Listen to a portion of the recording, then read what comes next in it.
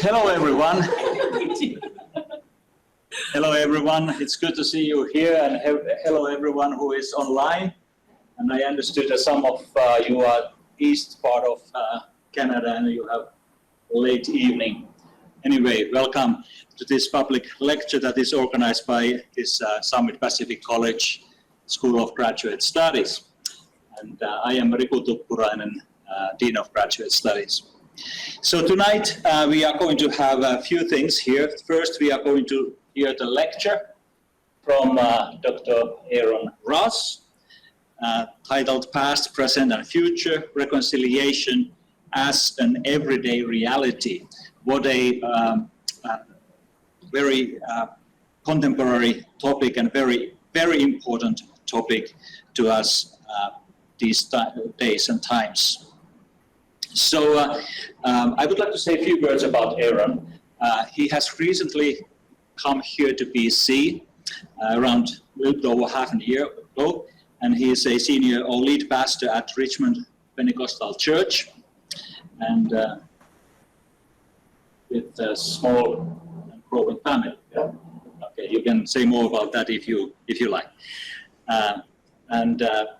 His PhD work from University of Toronto is from pastoral and homiletics and that type of things, but also his PhD thesis was exactly about this, from this area that we are going to hear from tonight.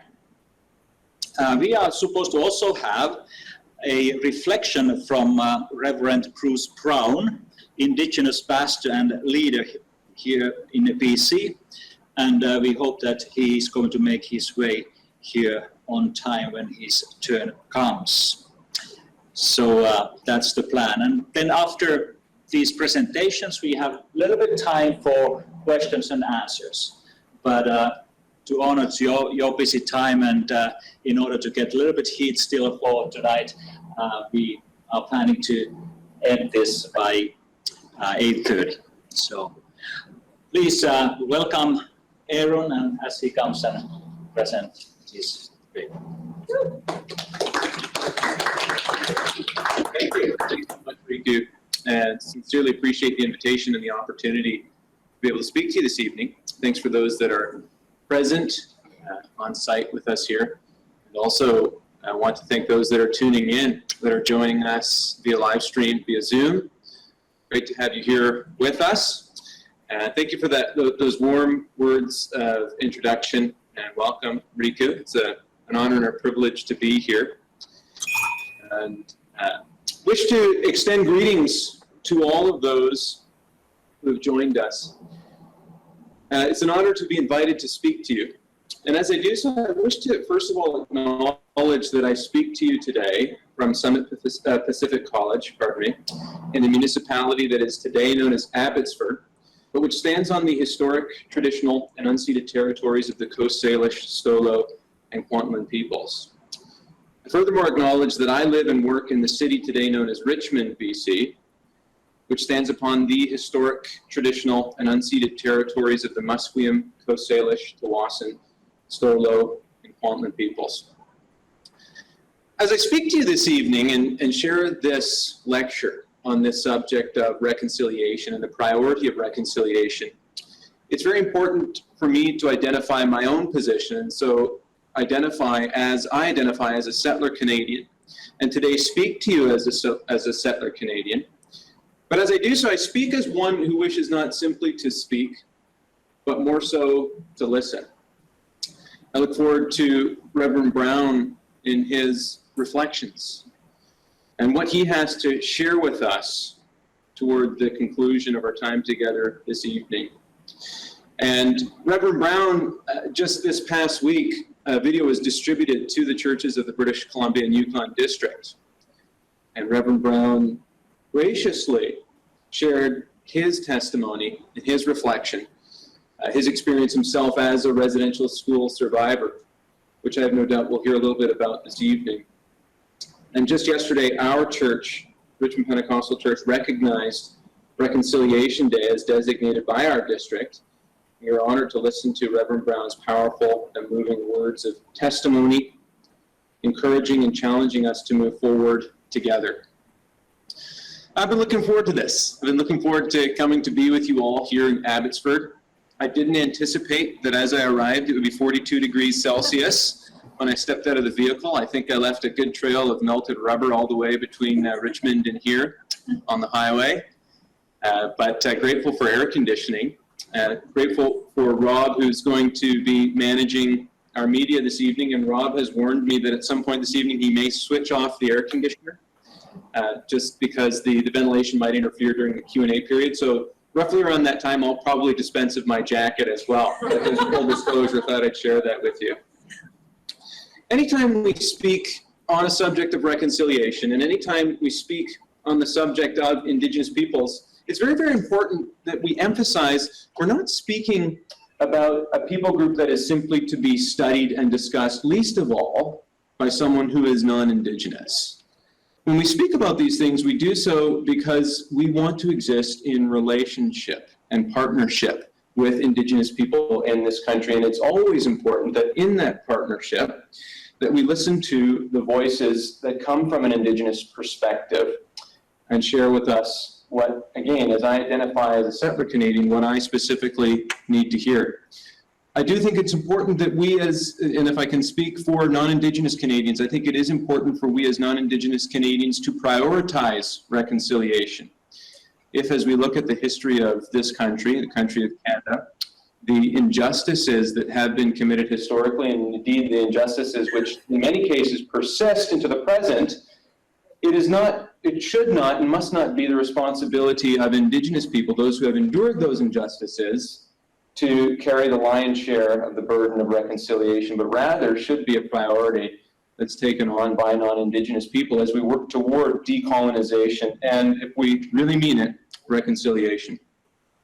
One of the voices that I listen to so frequently is that of my friend Dan Collado, who is Mohawk from Tyendinaga, Ontario. And again, as I make a priority of pursuing reconciliation, I furthermore believe that any such conversation must be had in close partnership with representatives of the Indigenous community. Dan is the director of Aboriginal Bible Academy in Deseronto, Ontario. He is the chair of the Pentecostal Assemblies of Canada Indigenous Ministries Guiding Group. And he has a word for us about this concept of reconciliation over the span of time, both in consideration of past, present, and future. Let's listen to Dan now. Seego, Skunagoa. I greet you today in the Mohawk language. How is your spirit? I'm speaking to you all from the traditional lands of the Iroquois, specifically the Bay of Quinte Mohawk in Tyendinaga, which is located about 2 hours east of Toronto, Ontario. It's also the birthplace of Taganawida, the peacemaker who brought the original 5 nations of the Iroquois Confederacy under a constitution of peace dating way back into the 12th century. I'm Mohawk myself. My grandmother was born and raised in Tyendinaga, and I've been involved with Indigenous ministry context for over 25 years now. I regret not being able to be with you in person or at least live through Zoom, but I count it a privilege truly to address you all today via this pre-recorded video. It warms my heart knowing that people of your caliber are entering into this conversation. I think my friend Aaron has really done well in framing his lecture with you around the potentially nebulous concept of time, be it past, present, and future. I say nebulous because of how people and nations can tend to think and address time, and it's not uniform across all cultures, and we can often be left a bit confused when we don't understand and appreciate the differences that can exist in some, in other cultures concerning this topic of time. We probably don't truly appreciate just how our own concept of time influences our understanding and interaction with others. For instance, I can understand how the recent revelations that came out of Kamloops was shocking, and how, that's been a present sort of piece of feeling upon each one of us, and how it has really kind of inspired and increased interest in having these types of conversations.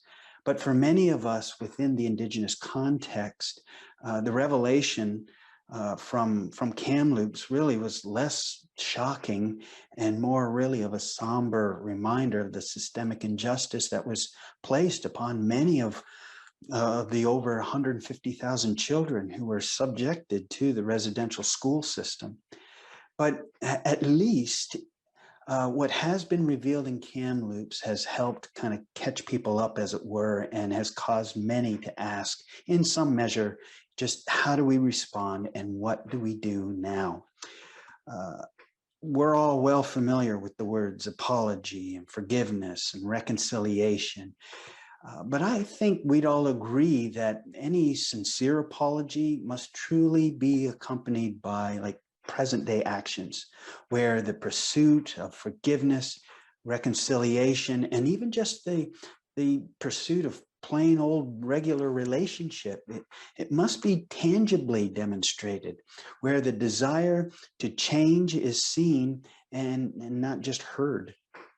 I don't think any of us would feel that that's an unreasonable expectation.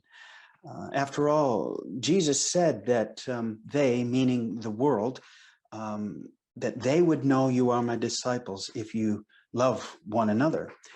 And we all know how tiresome it is to continually be expected to forgive some offense, some offensive action that just continues to happen. It can be frustrating. And truth is, I don't know how God puts up with us, because I mean, we do that to him all the time. At least I know I do. So here we are, we find ourselves in Canada, and we've been caught up really kind of in this cyclical pattern and experience of apology, forgiveness, apology, and forgiveness. And I know that for some Canadians, there is this sense of, why are we still on this? You know, didn't we deal with this already?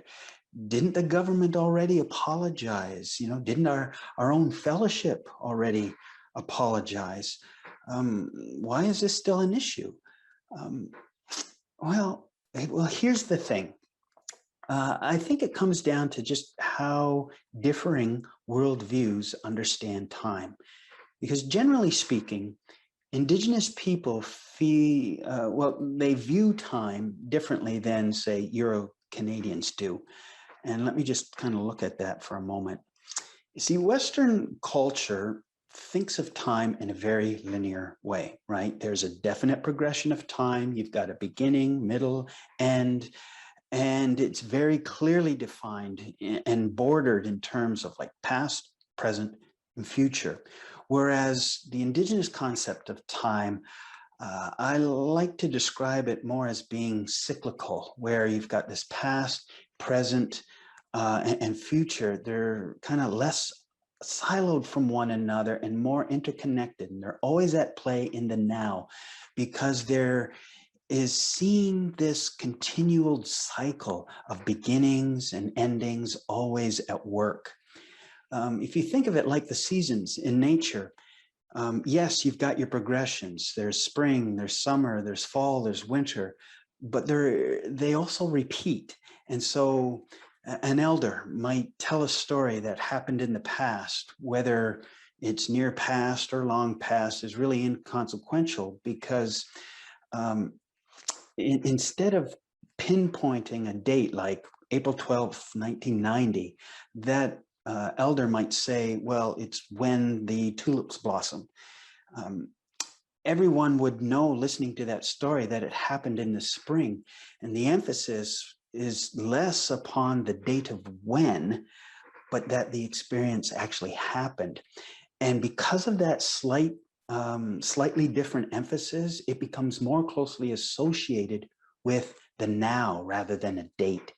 And I kind of hope that you're following that train of thought there.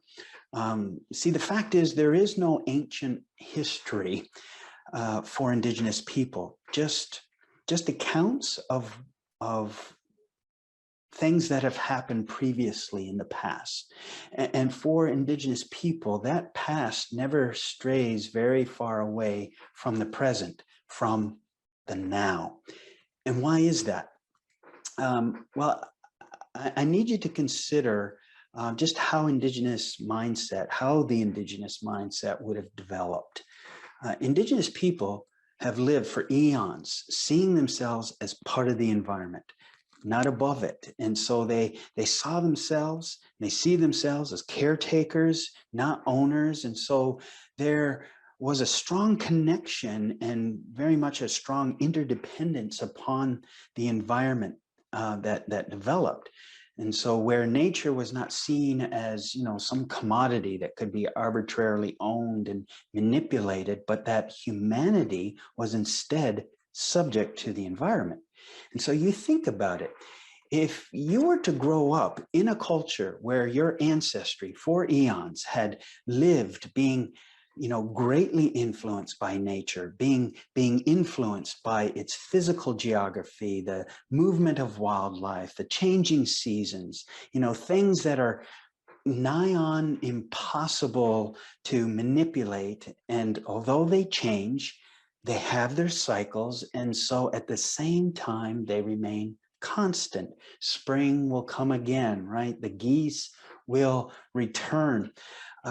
And because of centuries of this pattern being reinforced, it's just natural to then develop a concept of time itself that reflects this perception, that it too cannot be manipulated. And so there really is no difference between, say, now and tomorrow.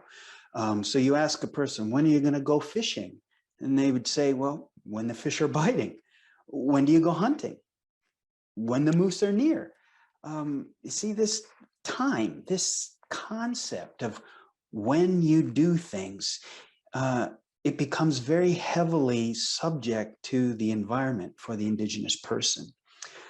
So let me just kind of draw my thoughts to a close here. For Indigenous people, both the past and the future operate very much in the now.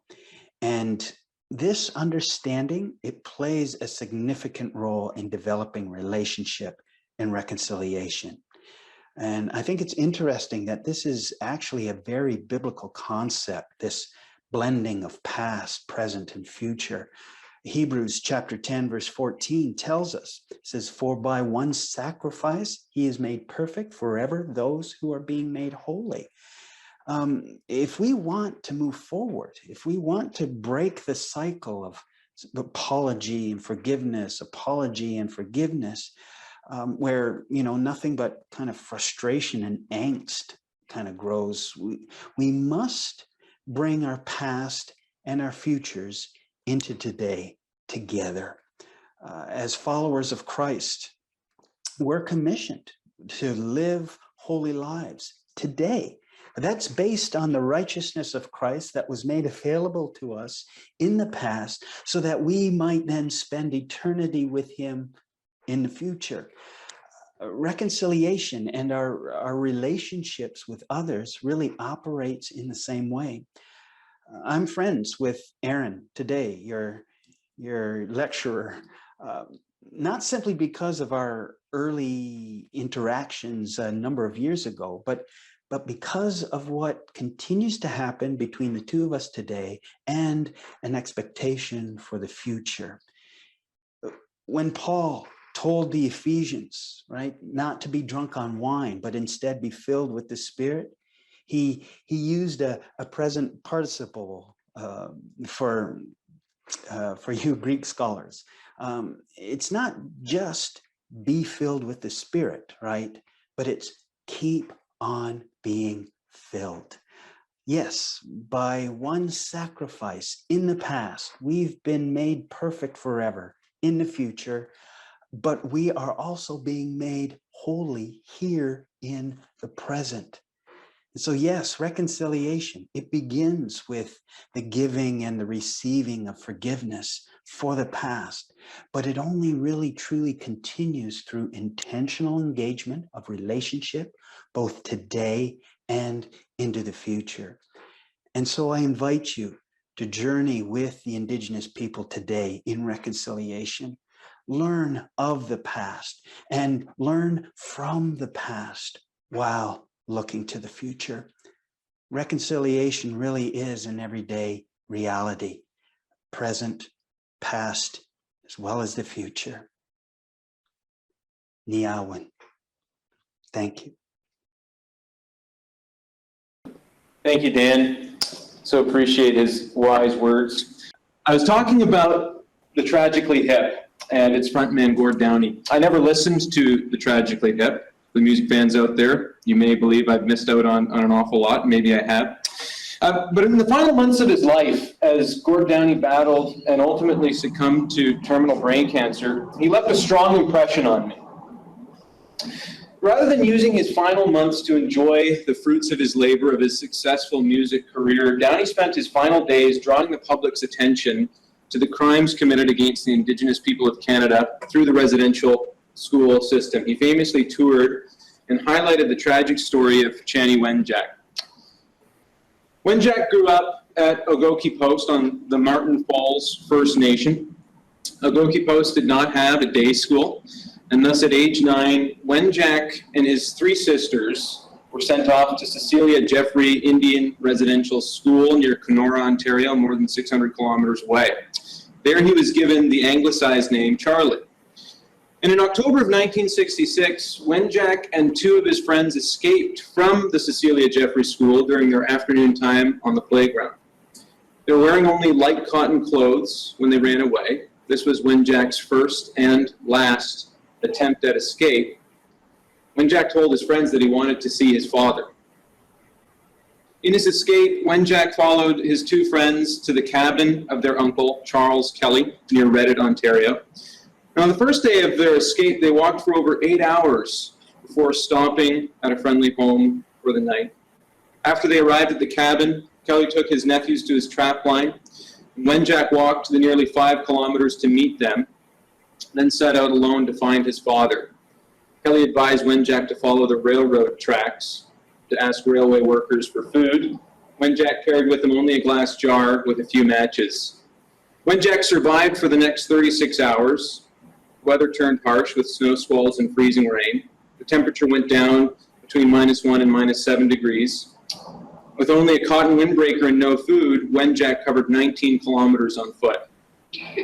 Wenjack died in the early morning of 23rd of October 1966, 1 week after he had escaped from Cecilia Jeffrey School. He died of exposure and hunger.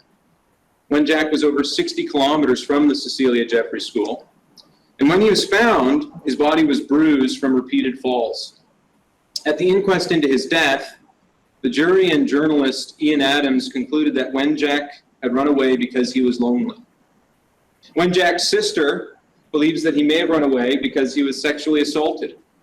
Many students, of course, were sexually and physically abused and assaulted at residential schools. And Wenjack's father was not immediately notified that his son had died, nor was the family notified of the immediate findings of the inquest. The school made no offer to repatriate Wenjack's remains, and only on the insistence of the family did the authorities reluctantly do so. During this time, the family had only received an earlier letter that said the children were doing well at the school. The Wenjack family only later learned the details of the inquest through CBC radio and newspaper reports. They were not permitted to attend the inquest. Gord Downie famously spent his final days honoring the memory of Charlie Wenjack, establishing the Downie Wenjack Foundation, an organization which provides access to education on the true history of Indigenous people in Canada and the history and legacy of residential schools, and encourages reconciliation by way of programming and events. And the Downie Wenjack Foundation is offering one such event this Wednesday. As we think about our engagement and commitment to reconciliation, I would encourage you to participate in that event. In their advertising for the event, they've said the following, and some in attendance or online may have heard this as well. It didn't happen far away. It didn't happen a long time ago. It happened here, and it happened in our lifetime.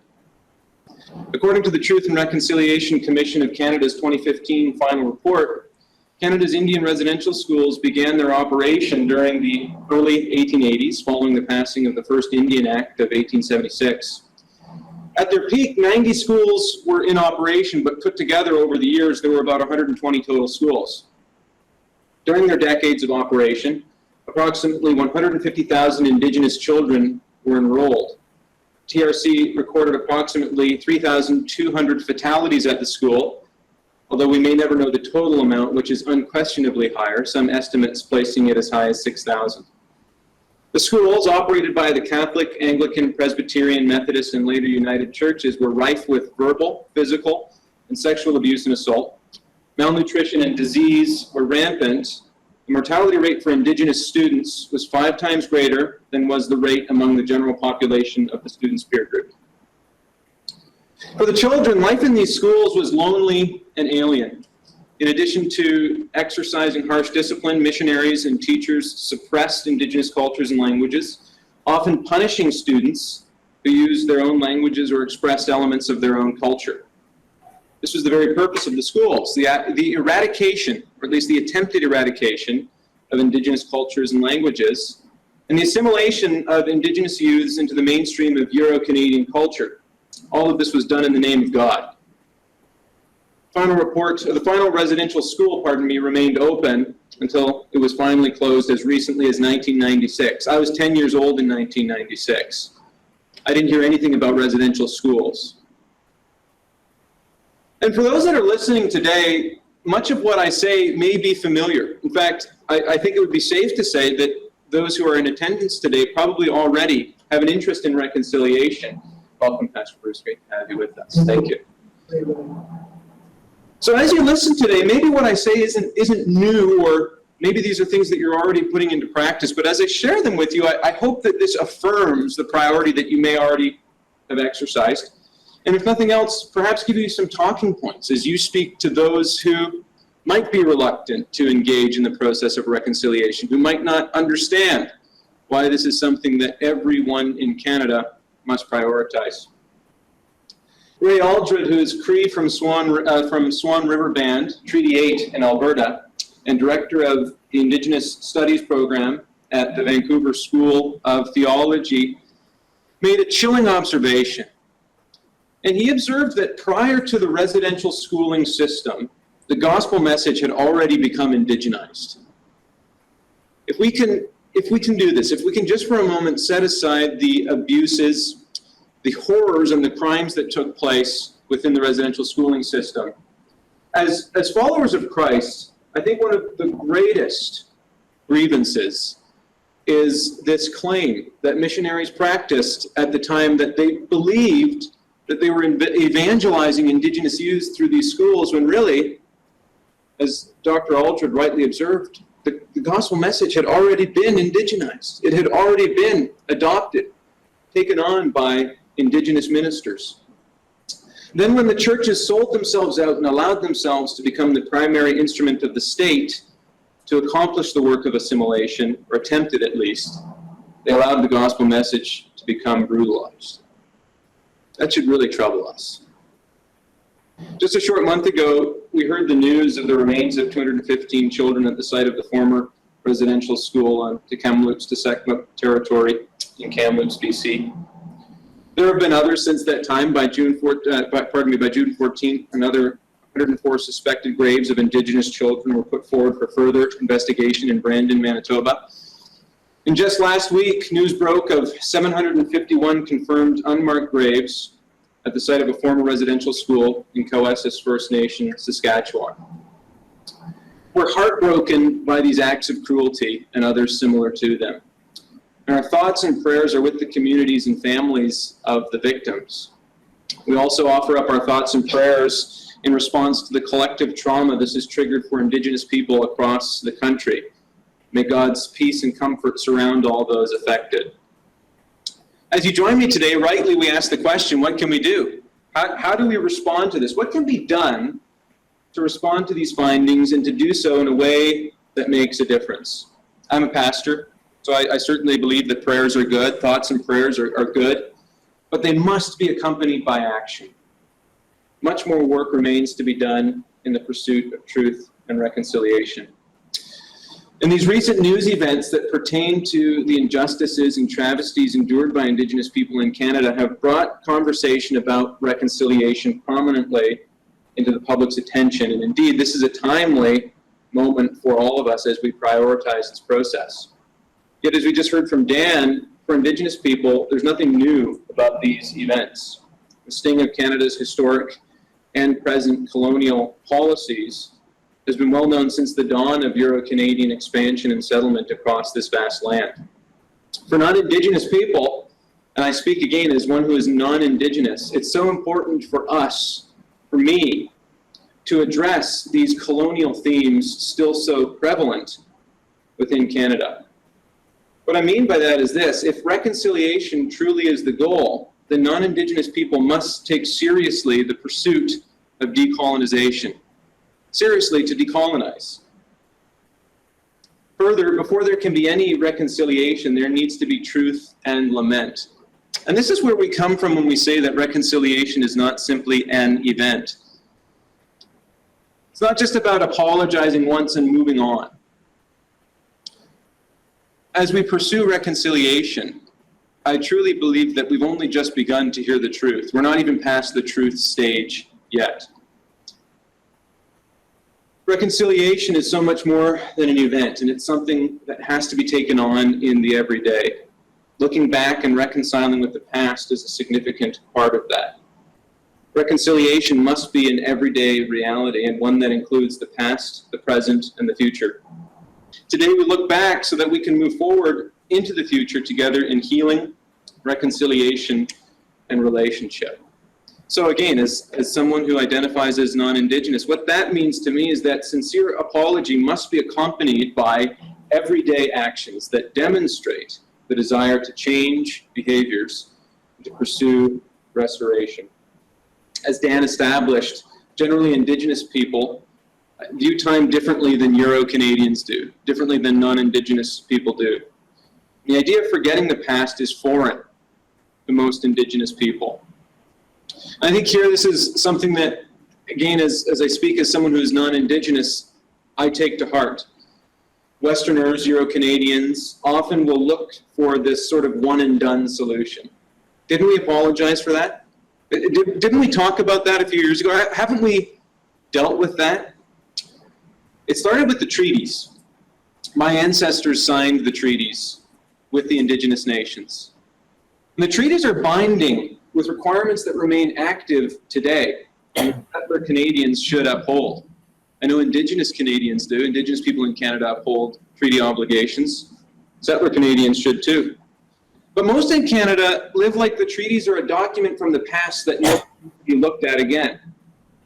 Few people in the regions of Canada where treaties apply, few non-Indigenous people even know which treaty covers the territory that they live on. They don't even know the name of it. Here in BC, there are few, if any, treaties. This should trouble us. What this means is that for any of us who are not Indigenous, we're effectively squatters on Indigenous land. We give no right, nor title to the land, which is, it's never been signed over from its original inhabitants. And I think if we're serious about reconciliation, this might sound kind of radical, but we should be interested in changing that situation in BC and making it right. All this time, as Canadians, we've perceived ourselves internationally to be a bastion of human rights and civil liberties. We often view Canada as being morally superior to other countries around the world. We've often compared ourselves to the United States, looking southward at segregation and saying shame on them. All the while, residential schools remained in full force till I was 10 years old.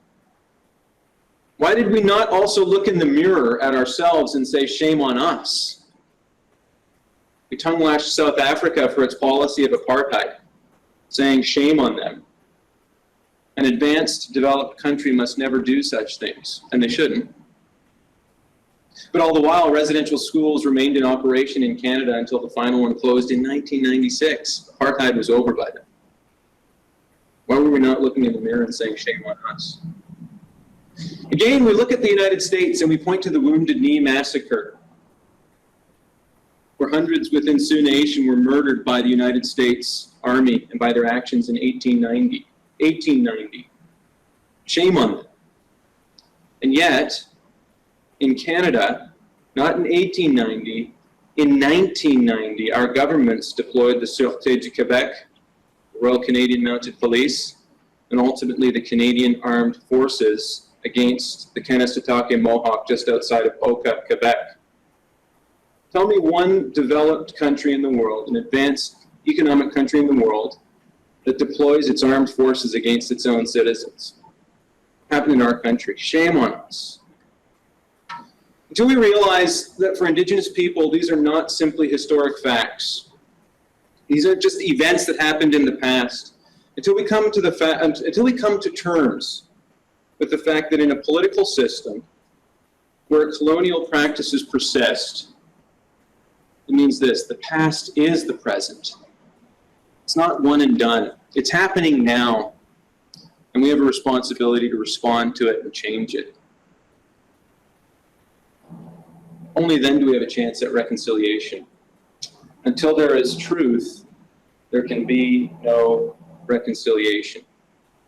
What it means is this, and again, I speak as a non-Indigenous person. Don't presume for 1 minute to speak on behalf of Indigenous people in this country, but I think it's helpful for myself and for others who are non-Indigenous to frame it in these terms. It's 2021, but for Indigenous people, every day is Wounded Knee. Every day is Oka. Every day is Ipperwash. And every day is Kamloops. This is why reconciliation needs to occur every day. We pursue reconciliation every day, or at least this is what we should do. We no longer can look at it as an apology or an event, because it isn't an event. If we take reconciliation seriously, then it needs to be something taken on every day. Looking back and reconciling with the past is a huge part of that. I'll paraphrase Dr. Terry LeBlanc for a moment. Terry LeBlanc is Mi'kmaq Acadian. He's the founder of My People International, executive director of Indigenous Pathways, and founding chair and director of the North American Institute for Indigenous Theological Studies. And again, I'm paraphrasing Dr. LeBlanc as I say this. This is something that he stated. Reconciliation must be an everyday reality, and one that includes the past, present, and future. We look back to the beginning, and in this sense, Dr. LeBlanc was actually speaking about the very beginning, creation, God's design for his people. We look back to the beginning so that we can move forward into the future together in reconciliation and relationship. It's important for non-Indigenous people to speak and lean into the reconciliation conversation. We ask Indigenous people again and again to share their story. And when they share their story, I hope we understand, and again, speaking as someone who's non-Indigenous, when we ask them to share their story, what we're asking them to do again and again is to recount their trauma. But what do we non-Indigenous people actually do with that? When we hear those stories, what do we actually do with that? We do this at the governmental level all the time, with all of the reports. The Royal Commission on Aboriginal People in 1996, the inquiries into Ipperwash in 2007, the inquiry into murdered and missing Indigenous women and girls in 2019, even the final report of the Truth and Reconciliation Commission of Canada of 2015. What good are these reports if we don't do something with them? If we don't do something with them, all that we're doing is asking the Indigenous people of this country to again and again recount their trauma, rehearse those events, relive those events. If we don't respond, if we don't listen and respond, then we're just in a time warp, like Dan said, the cycle of apology, attempts at forgiveness. In the words of Perry Bellegarde, the Grand Chief of the Assembly of First Nations, quote, "Don't let dust gather on our report. Let's do something." When Indigenous people go through all the hurt and sorrow of recounting their traumas, let's actually do something to make good on our alleged commitment to reconciliation. And that's what I hope for all of us to take away from this today. I know I've spoken about some heavy themes, but this is serious stuff. let's actually do something. As we've been hearing about these reports, things coming up in the news, which again really aren't news, we have a response in terms of how we can respond. We have an option in terms of how we can respond. We have some choices. And so maybe that means a social media post, and maybe it means wearing an orange t-shirt on Orange T-shirt Day, and those are great things and would encourage you to do those things. But I think if we're really serious about this, in addition to doing those things, we'll also take steps again to decolonize the colonial structures that persist in our country today.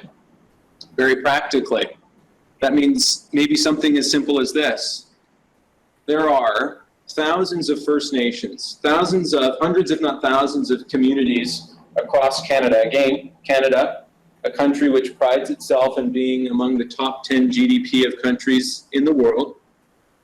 Hundreds if not thousands of communities in this country that for the last decades, several decades, have been under constant boil water advisories. So I'm in my mid-30s today. I have peers from these communities that are my age, and for whom they have not drunk a single drop of water all of their lives that they didn't need to boil first. Just think about that. Think about that on a day when it's 42 degrees in Abbotsford, British Columbia, and we take so for granted being able to turn on the tap and just drink water. Imagine on a day when you're parched with thirst, that you might have to boil that water before you drink it. Just things that we take so for granted. That's not happening in a country on the other side of the world. That's happening here, and it's happening now. So as we respond, if we take reconciliation seriously, go onto the Government of Canada website, find out who your MP is, send them an email, phone them, say, we need to get drinkable water to these communities. We need to do it. We need to make it a priority. It needs to happen now. Listen and respond. Pastor Bruce, just yesterday, our church, Richmond Pentecostal Church, we were so honored to hear your testimony. We recognized Reconciliation Day as designated by our district, and really were moved by the words that you shared, the moving, timely, hopeful words that you shared. And what I encouraged my church to do, as I encourage everyone here to do, is to listen. Really listen. You probably heard the phrase, if you're not part of the solution, you're part of the problem. I don't know if I'm part of the solution yet, but I do know that by our ignorance, and so long as we remain ignorant, we remain part of the problem. Some in attendance here today, maybe some tuning in online, you may recall that at the Pentecostal Assemblies of Canada's 2012 General Conference in Ottawa, the fellowship issued a joint statement of apology and reconciliation. It was a powerful moment. You can watch the video online. It really was the culmination of many years of partnership, perhaps at times periodic tension in ministry. And indeed, that's what the leadership of the PAOC apologized for, were some of the attitudes, the behaviors of the past and present, and committed to work together in partnership toward a better future. Recent events have caused many within the PAOC to pause and reflect on the road to reconciliation. There's some discontent, I believe, with the fact that there's perceived to have been little progress to have been made in this area since 2012. And the conversation about reconciliation only really resurfaces when issues affecting Indigenous people are heightened in the media and might otherwise be forgotten or at least overlooked. Sometimes even within our own fellowship, within the Pentecostal Assemblies of Canada, we might point the finger at leadership and say, this person or that person should be doing more. I want to confront and challenge that response. I don't see it that way. In the first place, our leadership did step up and apologize and had this moment of exchange. But more than that, I don't perceive that reconciliation is any one person's responsibility. I think it's everyone's responsibility. And I think instead of being critical, we need to be productive. We need to make good on the words that have been spoken and the assurances made. We're serious about reconciliation. It's something that each and every one of us, especially we non-Indigenous folks, need to advertise and make good on every day. I mentioned Ray Aldred to you moments ago. In response to the Truth and Reconciliation Commission's final report, Ray Aldred gave these points as instructions to Canadian evangelicals wishing to realize the objectives of reconciliation. First of all, he said this: with contrite hearts, we acknowledge the sin of residential schools and learn the truth about them. Secondly, we develop a theology of suffering that begins with listening to those who have been wronged and violated. Listening. Thirdly, we develop a shared plan for reconciliation or restoration. Pardon me. As I mentioned previously, there cannot be reconciliation until there is truth and lament. And really, I believe we're only just beginning to hear the truth. As we do hear the truth, let's listen. It didn't happen far away. It didn't happen a long time ago. It happened right here, and it happened in our lifetimes. 150,000 or more Indigenous children accosted for the simple act of observing and living out their cultures, customs, languages, and spiritualities. For over 4,000 of them, it cost them their lives. It stripped them of their lives.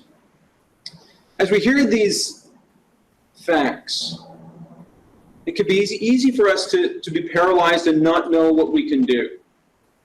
But we don't need to feel as though there's nothing that we can do.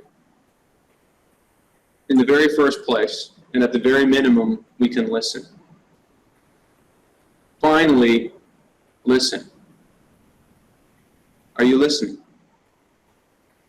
The scripture says, may those who have ears to hear, let them hear what the Spirit is saying to the churches.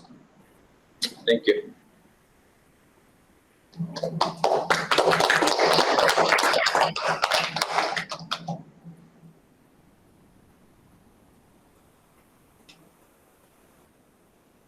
Thank you, Aaron Ross, for this paper and presentation. And now we immediately call Pastor Bruce Brown to come and reflect and tell your story and what you have to tell, what you have to say tonight. Okay. Thank you so much for coming. Yeah. Thank you, Ross. Really good presentation. And you're mentioning all these guys, and I've been with them for years in Pentecostal Assemblies of Canada, leadership, working alongside, trying to develop all of these years a workable solutions for the Pentecostal Assemblies to go into the native reservations and minister to the gospel of Christ. And we're disappointed, in the results that we've had through the years. I've been in leadership with the Pentecostal Assemblies for possibly 45 years anyway in leadership.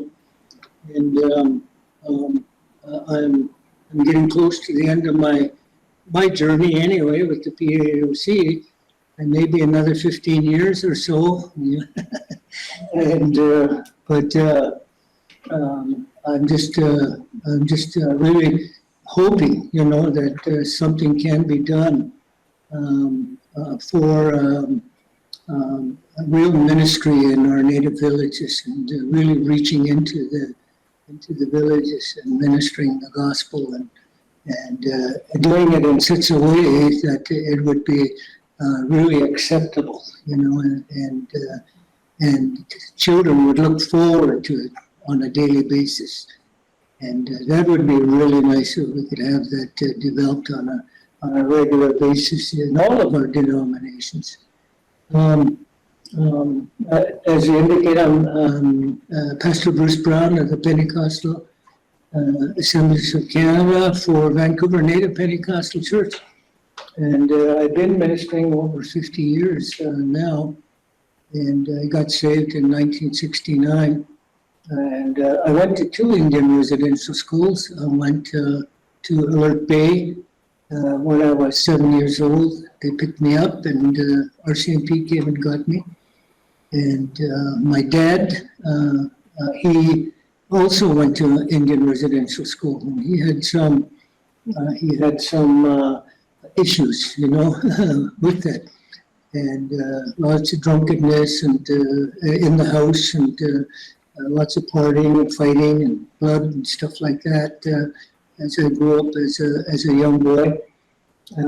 But I loved my parents so much, you know, and they hardworking. But when it came to the alcohol, it was devastating. And so that was the life as a child. But when I went into, when they took us, they took us on a freighter, and they put us down in the hold. It was about 40 of us or so. All of us in one big hole down below. We didn't have anything at all, hardly any lighting. And everybody was picked up without any notification. The RCMP and the Indian agent went with the list from house to house and took us out. My dad tried to object, but the RCMP was there as well. And he did unbuckle his holster. In those days, when an RCMP unbuckled their holster, it was to shoot. And so Dad had to back off, and I was standing there crying, I don't want to go, I don't want to go. You know, but I had to go anyway. And so as amongst about 40 of us, and we went over to Alert Bay. We stayed in the hold all the way to Alert Bay. There were some cabins up above, and people rented them, but we were not allowed to go up into the upper deck. We had to stay down in the hold, and so they brought food to us, and all we heard was crying all the way. Kids crying, missing their moms and dads, why they had to be taken away.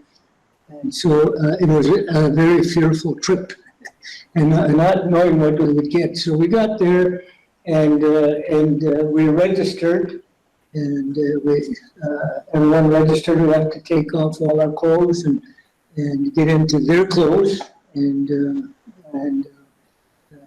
we had to have all our heads shaved right away.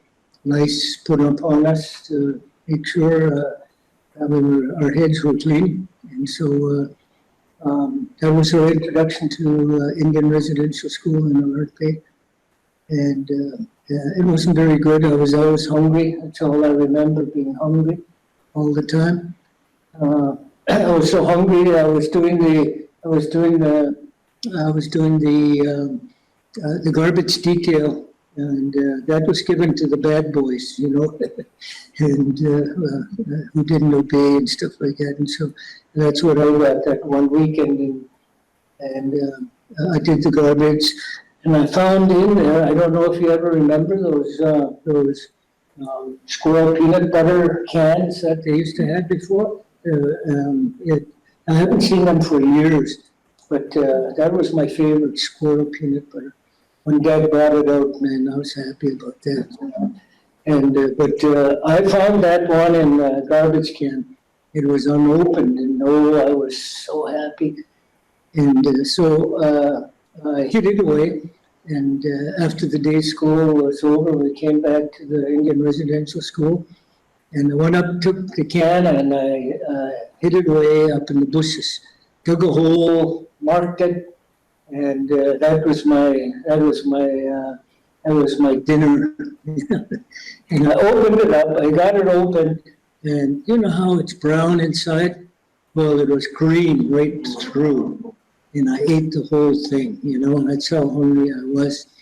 And so that kind of gives you just a little idea of some of the things we went through as children, and maybe from eating that green peanut butter, I contacted TB too as well. So I cried at nights, and because it hurted so bad in my lungs, and starting to spit some blood a little bit once in a while, and the pain was so, especially at night, unbearable. And I would cry. I'd put the pillow over my head and try not to keep people up, but it did. And then the supervisor would come in and turn on the lights. Anybody was sleeping, they woke us up. undressed me, and then in front of everybody, they beat me on the back and the front, laid over on the front, and they whipped me and beat me like that. I don't know how many times I got beat because I had TB. You know, I couldn't keep quiet, crying and whimpering, and so it wasn't a very good time there. You know, there's just a little touch about some of the things that happened in there, and there's so much, you know, apology going on, and what are we going to do now with this Kamloops 215, I call it, and the Saskatchewan, the revelation about that one too as well, and we're just starting into a really dark area, I think, of our Indian residential school process, you know, at least with the Roman Catholic Church anyway, and so they're going to have a hard time. Already 4 churches mysteriously burnt down in that area, and so it's not a good feeling at all, you know. And it makes me wonder, as a Pentecostal pastor, all my life I've been in Native ministry, reaching out to my own Native people, up and down the coast, all around Canada, down into the United States. And then if there was any Indians running around over in Africa and Ukraine and Germany and those other places like that, well, I went there anyway and preached. So it was a great time in that area. But out of all of it, I think that, you know, I remember I didn't like the idea of being called a survivor. Because I was, you know, I did well in school after I really got serious about it, and up until that time I was in high school. I was a real failure all the way through, drunk when I was 13 and stuff like that, and once I ended up getting saved in 1969, everything changed and reversed. And both my wife and I used to beat my wife, you know, and stuff like that, treat her mean, and tell her I loved her. When I got drunk, it was a different matter, you know, in that area. And so out of control, and she used to say, you know, Bruce, I don't know if I love you anymore, you know. And I used to say, don't blame you, I hate myself, you know. And so it was really difficult. But when we got saved, we started to heal. And the healing process took place. It wasn't too long, I became a pilot. I did training out of Langley here, and a long time ago, and graduated with really good, with a good recommendation for Air Canada. They came and interviewed me, and they wanted me to join them over in Ontario. And my little Haida Indian lady, she said, "No way, I'm not going there." So I took a job in Prince Rupert and became a bus pilot, and just loved it. It was great. I flew for about 21 years there as a bus pilot, and then after that I went and upgraded myself to airline transport rating.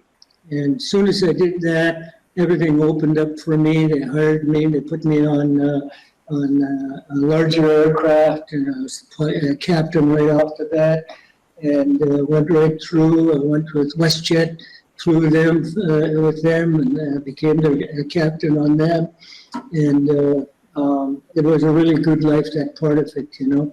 But all the time there was all this darkness that was always there. All the harm that was done, why we had to go through it.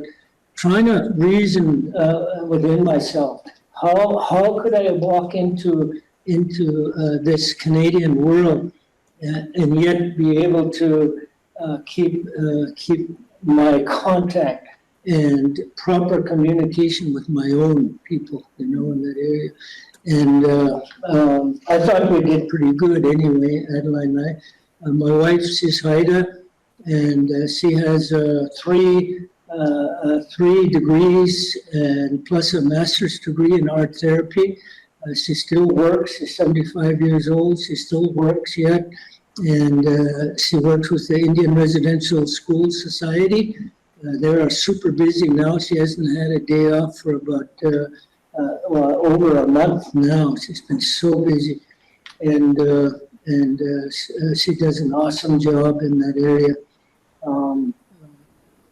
She tried to quit, resign, but they wouldn't let her. They gave her a $10,000 promotion. Yeah, they just bought you off. And she did really well. And she just loves her job. Does an excellent job. And her counseling skills are amazing, and just so many Native people have been healed. Other nations, they come to her, and she just, they're working with some people on Zoom over different parts of the country, and it's just amazing things are done on that type of counseling. But anyway, just to let you know that that's the kind of things that we had to grow up with. That was as a little boy. I also went to day schools. I went to. I was in the welfare books. I was in the welfare system, and I'm always really fiddling and stuff like that too. Amazing. I was an airplane pilot, and we went to Indian residential schools, day schools, with the. And then, of course, we have the 60 school that goes out where they took the natives and they sent them to different parts of the world. And like a lot of the stories, even our great beautiful queen, almost 100 years old, and what a lady she is. Honored her all my life and stuff, and just felt a part of England, in that area, and because we had an English teacher that came over direct from England and came to our day school, and we learned the Bonnie and the Boot instead of other things, and so it was a different experience. But you put all these things together, and how are we going to reconcile? This is the crunch right now. I've been trying it for 50 years, and I'm not getting anywhere. I love my brothers and sisters. I'm so proud to be with the Pentecostal Assemblies of Canada. If I could get a badge, I'd wear it, PAOC. I've been on the DLT, District Leadership Team, and sitting with the big boys, and stuff like that. And I've been on leadership all across Canada for years and years and years in that area. And but we haven't found the solution. We haven't found the solution yet. And we have our ideas, but we're having a hard time getting our ideas to actually flourish and see if it'll really produce any kind of a flower, and become fruitful in those areas. And so I would really love it if we were able to get a little bit more openness to our suggestions and how we could do things in our villages and reach out to the people. There's so many areas that we have to deal with because of the government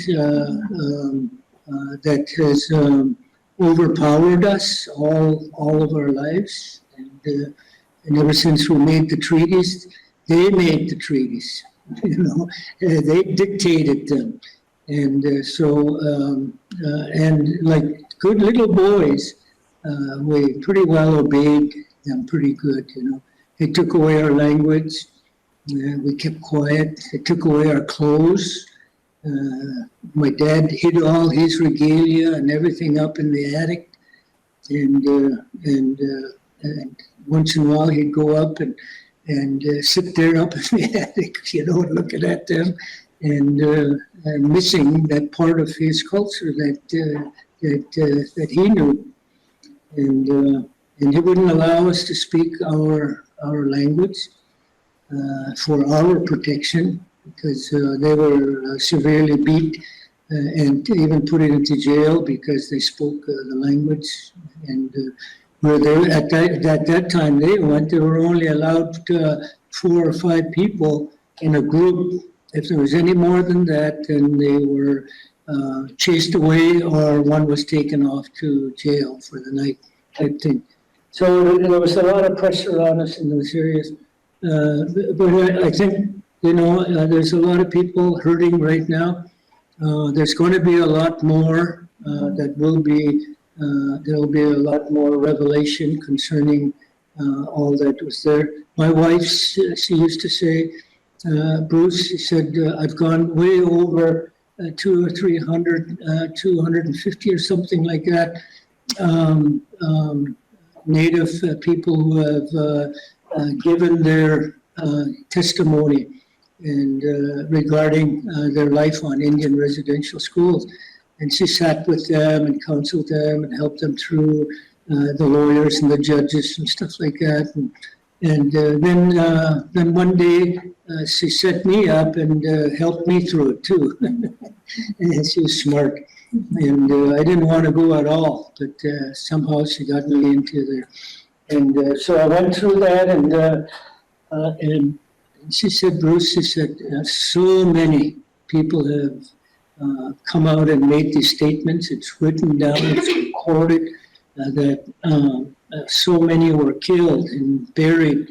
And a lot of the Native children had to bury the ones who had died. And they were sworn to be quiet in that area. And still today, they'll only talk to people that they can trust in that area. And so, you know, we're still way back in the past yet. We're stuck there. And we can't seem to find our way out of that maze, you know. And so for me, everything on the outside, it looks really successful. I've done a lot of things. I was elected chief of my village. I was involved in politics. I could have gone a long way, but I heard God calling me to the ministry rather than to political. And thank you, Jesus. Thank you, Jesus, for that. You know, and so this reconciliation, I'm still, number one, I'm interested in how can I reach any person with the gospel of Jesus Christ. And whether they're white or they're black people or whether they're our own Native people, how do I reach them? How am I going to be effective? And am I a pastor who is qualified enough to be able to be a leader and say, do this? And when I say do this, nothing is done, you know, in that area. So why am I saying do this? I think it'll work, you know, and but it hasn't been tried, you know, in that area. And so these are the things that affect me, and as a minister of the gospel of Christ. And I know it affects every pastor. It's a challenge to everyone. All the different all the different people from all the different worlds and all the nationalities are coming into Canada. How do we deal with them? And they all go to their own people they're all segregated, little pots of them all over Canada, and we have all these little flowers that are growing, new flowers all over the place. And then we have the Indian flower, and so it's still a problem, to the Canadian people. It's a problem, and it has been said to me many times in that area.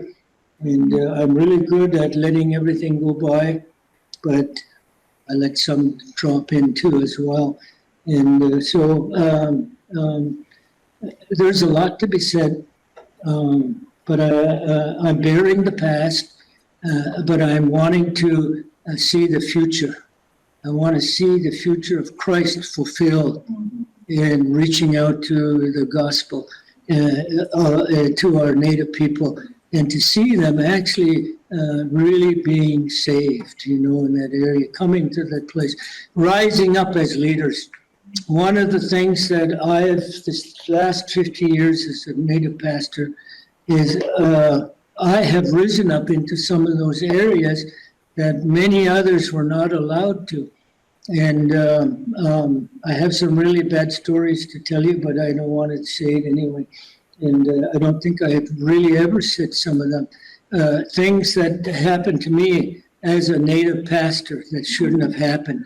And from my brothers and sisters, in that area. And so I want to see that corrected. I want to see that where we can really have honest fellowship and together in Christ Jesus. Amen. And build that amongst our Canadian people and be able to see that arise. And that's what's in my heart, I know a lot about the political part of it, the things that have been done in the past and all of those things. We talk about it all the time. We go through it, and it's almost memory for all of us now, and all the dates and everything else and things that were done. But I'm looking and I'm hoping that the Pentecostal Assemblies of Canada, the other denominations, will start to open up. I mean, open up and allow Native ministry to flourish. We don't need to be afraid of Native ministry. It's there. It's part of God's plan. Thank God for that. That's what I can tell myself. It's God's plan, to be able to come into that. So reconciliation then is, of course, 1 Corinthians 5. It tells us that we are reconciled to God first in Jesus Christ, through Jesus Christ. And then the reconciliation, we have to go out and bring reconciliation of Christ to others. And we haven't been all that good at it when it came to Native ministries in that area. And a lot of it has been our fault too. And because of the way we were brought up and the things that were imposed upon us through all these years, you don't do this, you can't do that, don't talk, be quiet, and you're just a problem. Yeah, they always tell me that, and that type of thing. And so we need to open ourselves up in that area. And I think, and I believe with all that's happening now, that the church should be the ones that are leading the way into opening everything up, confessing, humbling ourselves before the Native people. What can we do? Go and humble yourselves and speak to them. Put yourself forward there. What can I do to help? They'll tell you, just come and drum with us. And so go and learn how, and do that. And you'll be surprised how many sisters and brothers you'll have adopted in your life so quickly. They just love that.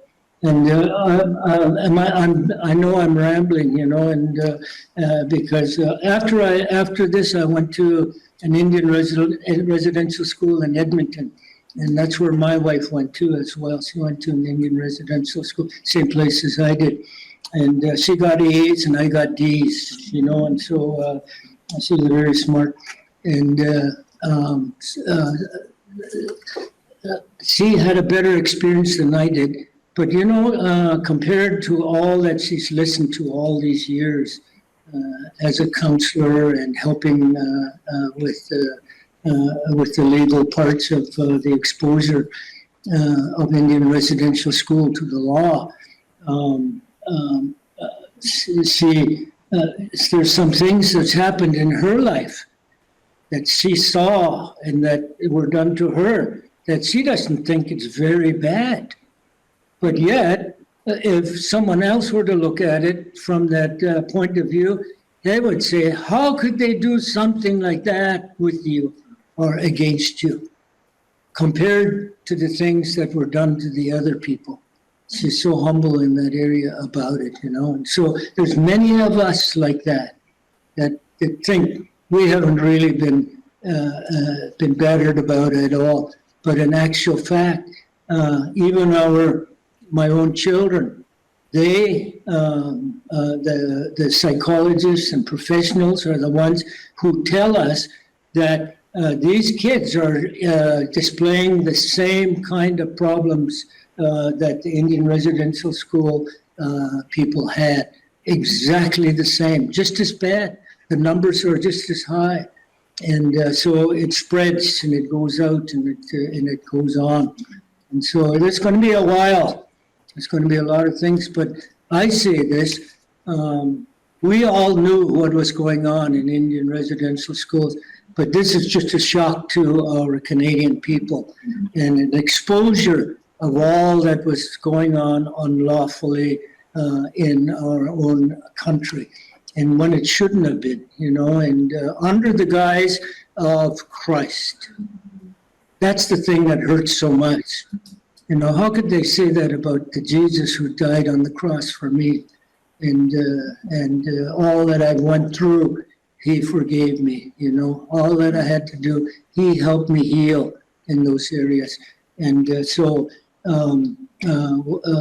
this reconciliation, thanks for saying it's a big thing.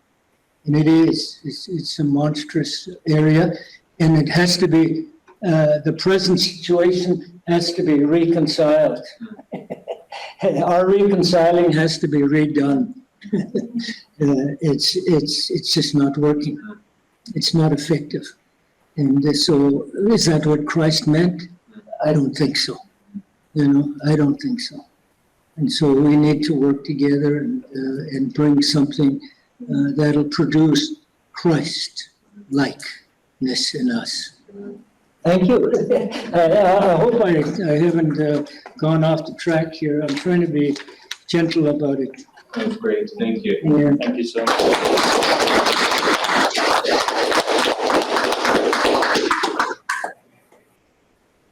So when I was listening, Aaron, and also, Bruce, you know, I'm not a pilot though.